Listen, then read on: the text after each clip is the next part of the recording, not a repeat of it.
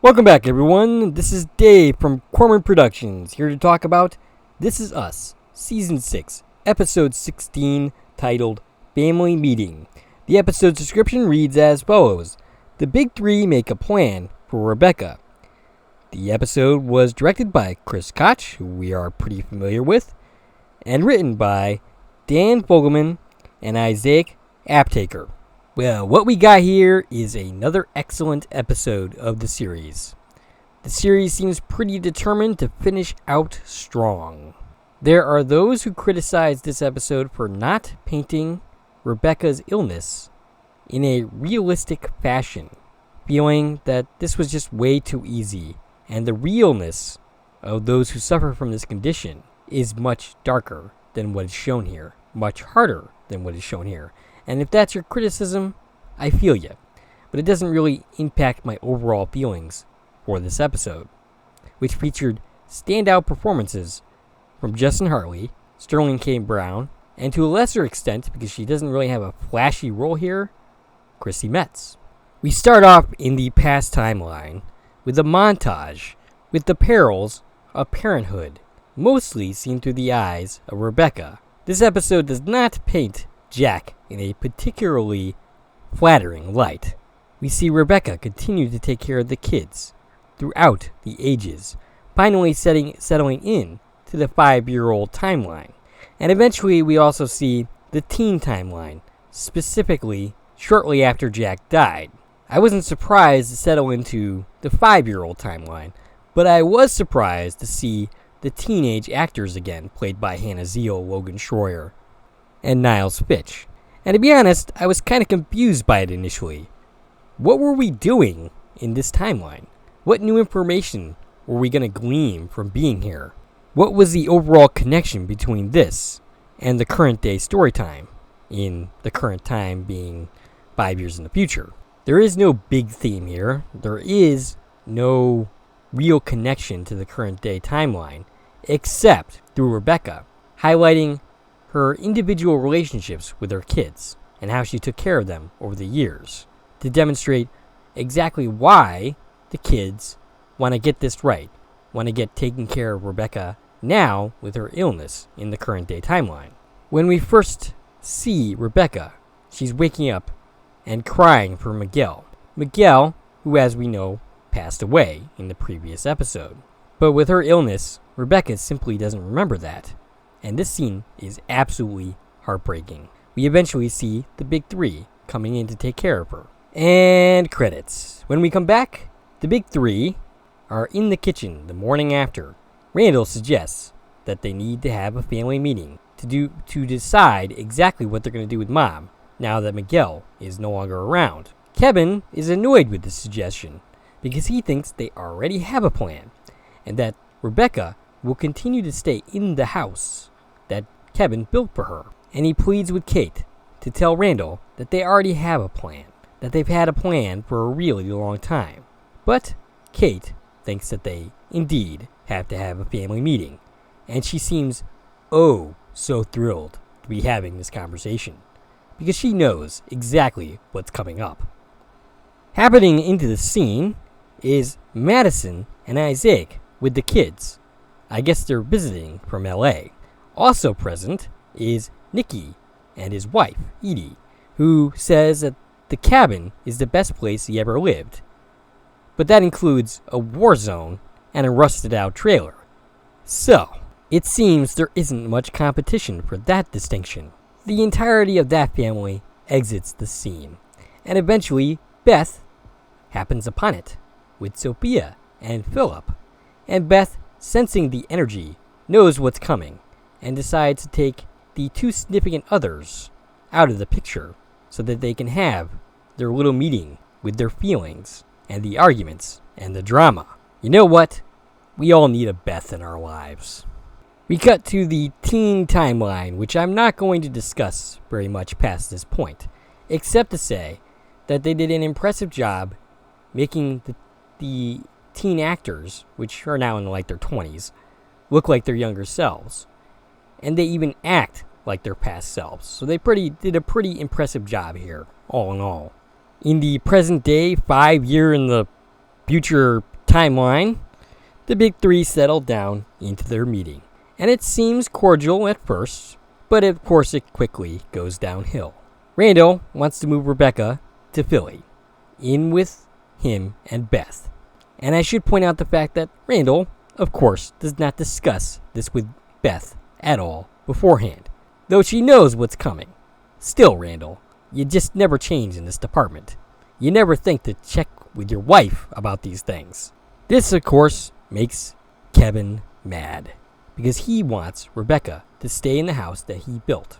Now his plan is basically to keep her there, keeping her with the nurse, while checking in on her twice a month, after the Manny finishes.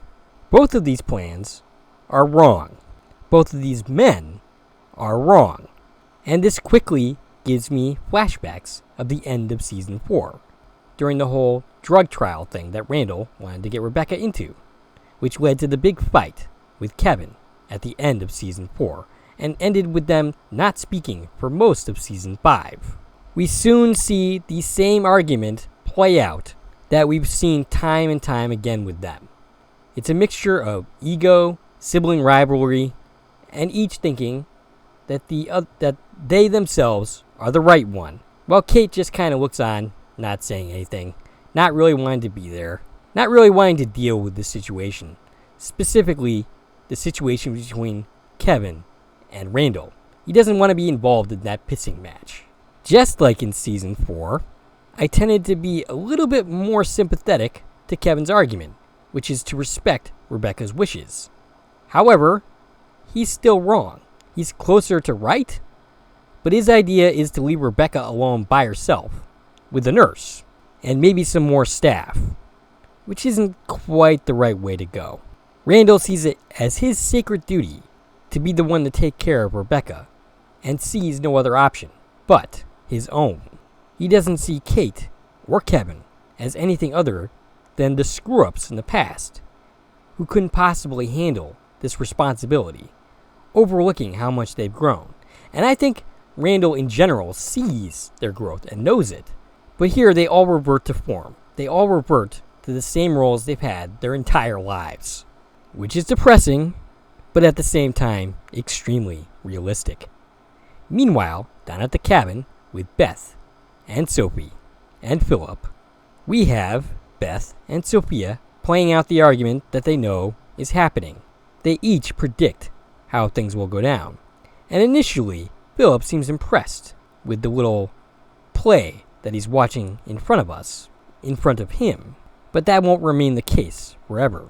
Kevin ends up telling Randall, during the fight, that it is Kate's decision, because that's how Rebecca wanted it. She wanted Rebecca to make these decisions, if Miguel, God forbid, weren't there. And of course, I believe the reason she did that isn't for the reason she ended up telling Randall, though I think that played a part.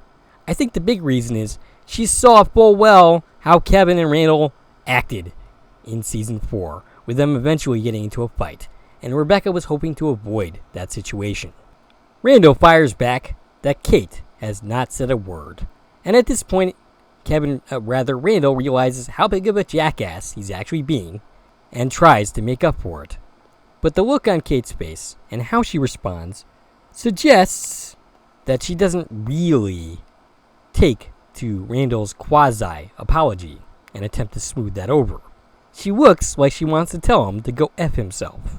During the argument, Kevin reveals that part of his motivation for wanting to be responsible for where Rebecca ends up is the fact that he was a pain in her ass the entirety of her life, or rather, his life. And he has a chance to make up for that now. Can you really blame her for not wanting to say anything, given the way that you two are acting? Now, I thought, initially, that this was kind of a smart strategy on Kate's part, letting the two of these people punch themselves out before making a ruling. But that's not quite what Kate is doing here, as we later learn in a conversation with Toby.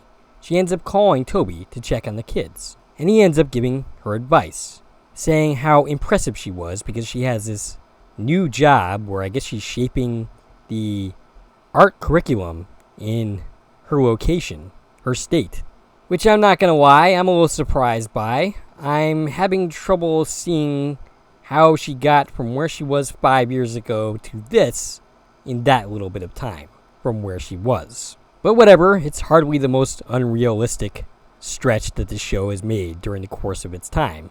Anyway, Toby's point is, Kate is now an impressive person in her own right, but when it comes to her brothers, she can't help but stand in their shadows. She becomes intimidated by them to a certain degree, her larger-than-life brothers.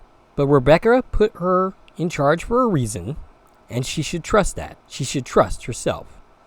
A very good scene between Chris Sullivan and Kate, or rather Chrissy Metz, that demonstrates a chemistry for having been on the show together for 6 years. The chemistry that we don't quite get from a Philip and Kate relationship. Not to harp on that, it won't be the last time during the course of this video. Meanwhile, with Beth and co., they continue to make fun, light of the situation. But Philip has had kind of enough of this gallows humor and suggests, oh great, they're having miserable time over there, and here you are making fun of that misery. And Beth gently sets him straight, and I like exactly how Beth goes about this. She sets him straight, but isn't overly hostile about it. Hey look, I've been a member of this family for 30 years. I know exactly how this goes. The Pearson clan is a lot. And yeah, I blow off steam. Yes, I engage in some gallows humor about a very serious situation. This is my means of coping. And I like what they did here with Philip's character, even though I don't appreciate them never developing his character enough for me to actually like him. Sorry, Philip, I still don't like you. I know it's kind of awkward. We'll get through this, but I'm never going to like you. That's just the facts. And nice try, writers, but it is not going to happen. I am not going to forgive you now for having rushed through this development. Putting all that aside, Philip is relatively new to the family, and he doesn't necessarily appreciate the gallows humor that both Beth and Sophie are demonstrating, having been a part of the family for a lot longer than he has. It makes complete and total sense. Back with the big three, Rebecca comes into the scene, and Kate goes for a walk. Randall laments the fact that that woman is not their mother. That woman took care of them for a long time, and he's not just going to leave her in a house alone with a nurse. That just isn't going to happen, and he walks away from the scene. Madison, Elijah, Nikki, and the kids return. Beth and Randall share a scene outside, in which he says that the versions of the big three that he sees no longer exists. Kevin is not the screw-up anymore. He has a family. He's responsible. And Kate is not overwhelmed with the responsibility and the possibility of taking care of Rebecca. What she is overwhelmed with is having to deal with her brothers. Either way, those two have grown up in a way that Randall is not quite acknowledging. And meanwhile, Kevin ends up talking to Sophie and says that this one, he needs to get right. And he hopes that he will. The entire family gets together, and Kate says that she has made a decision. Randall is skeptical that they are going to discuss it now, like this. But Kate says that the rest of the people present are family as well, and they have every right to be a part of the conversation. Her decision is that she is going to move their mother to LA with her and Philip. But Kevin has a counteroffer, because Kate had both Randall and Kevin really look at their mother earlier that day, and doing so helped Kevin arrive at a decision. After the Manny is over, he is going to move to this house full time to take care of their mother.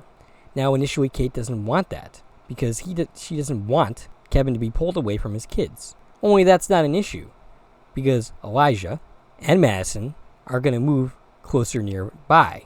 They don't really like LA. The only thing keeping them there was Kevin. And so now they're going to move to be closer to family. And incidentally, closer to where Kevin will now be.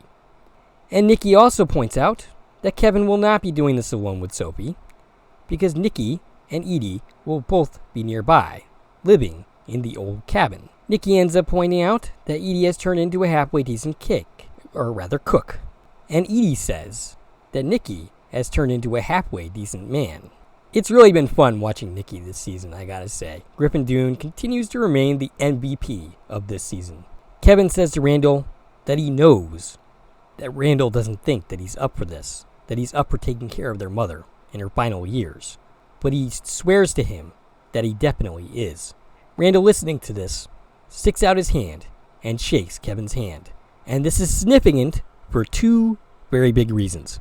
One, it is finally Randall accepting Kevin for the man he has become, realizing that his brother is no longer the pain in the ass that he was for all those years. But even more significant than that, Kevin himself realizes that. Kevin is no longer feeling like he only belongs in the shallow end. He belongs in the deep end with both Randall and Kate, and that is very significant for both his self-image and his character. A lot of people felt that this was not Kate making the decision, that her brothers basically made this decision, or everybody else did. And no, I don't agree. Kate made this decision. She was going to make one decision, but then Kevin proposed something else. And then Kate decided that that was the right plan. And in my mind, it absolutely was. She gets to stay in the house that Kevin built, where she is comfortable. It's familiar surroundings, and she will be surrounded by family till the end. We end with a montage as the big three gradually grows older, until it's time for Rebecca to be at the end of her life. Kevin calls Randall and says that it's time to come down with the girls, because she doesn't have long. And that, ladies and gentlemen, is the episode.